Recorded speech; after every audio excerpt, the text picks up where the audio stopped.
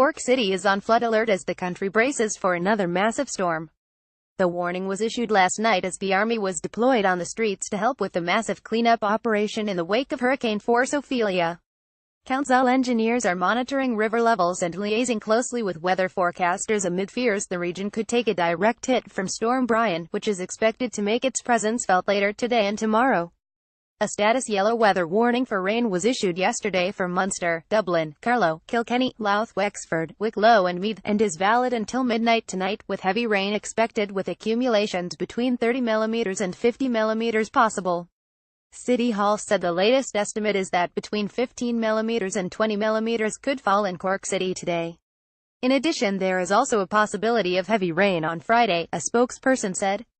Wind speed won't be as high as during Storm Ophelia, but there is still a risk of further weather damage on Thursday and Friday due to the fragile status of trees and damaged built structures following the recent hurricane winds. Flooding is also possible at Morrison's Island, South Terrace and Wandesford Quay from 5:30 p.m. to 7:30 p.m. on Friday due to high tides. Over the next 24 hours, the storm surge model will be monitored and a further update will issue today.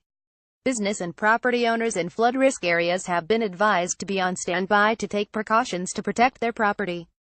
The news emerged last night as members of the Defense Forces, with specialist chainsaw skills, were deployed to help clear some of the city areas worst hit by Monday's unprecedented hurricane-force winds. Social Twitter: Twitter.com Defense Forces status 92060484084028416 Social: they tackled fallen trees on Inchigagan Lane and are due to focus their attention in some of the city's parks, including Fitzgerald's Park and Kennedy Park today.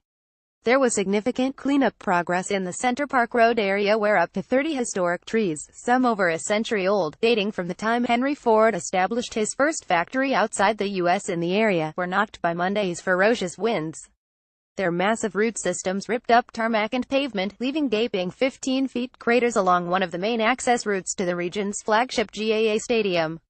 With the official opening of the revamped Paircuichao IMH due to take place on Sunday in association with its hosting of an intermediate hurling championship game and the Cork County Senior Hurling Championship final, a raft of meetings took place yesterday to organize access to and from the stadium for the thousands of fans expected to attend. City Hall and the Defense Forces were working last night to coordinate a program of clearance works, while the Cork County Board, city engineers and Gardaí were all liaising on a traffic and pedestrian management plan. The lost trees on Center Park Road are among an estimated 300,350 trees across the city which are expected to have been lost once clearance work is complete. City Hall said it expects tree clearance work alone to continue well into next week. Fitzgerald's Park and main golf course, where several trees fell, are expected to remain closed until after the weekend. Meanwhile, the National Emergency Coordination Group on Severe Weather met again last night for a briefing on the response to Storm Ophelia. The number of people without water supply had been reduced from a peak of 109,000 to 66,000. ESB Networks has restored power to 216,000 homes and businesses in the last 24 hours, about 60% of the 385,000 homes and businesses without power on Monday. As of last night, 7% of homes and businesses nationwide were still without power. Cork, Tipperary and Kerry have been worst affected, and it is anticipated that it will be early next week before power is fully restored to a small number of customers in these areas. The company said it has deployed 2,500 staff in the recovery effort, and an additional 1,000 contractors have been drafted in, with additional resources from the North, Britain and France helping in the repair and reconnection effort. ESB Networks said it will publish restoration times for all customers still without power on its PowerCheck app this morning.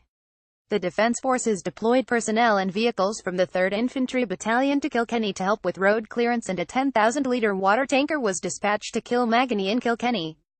2 Air Corps EC-135 helicopters were helping ESB Networks with aerial inspections of power lines in the Midlands and Southwest.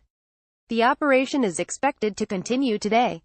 Local authorities confirmed most of the country's regional roads have been cleared of fallen trees, and the work now begins to assess damage caused to dwellings and other buildings and structures, coastal infrastructure, parks and amenities. Health services are expected to gradually return to normal over the next few days, however some continued disruption is likely. It is expected that emergency departments and GP clinics will be very busy over the next few days, with increased demands on those services.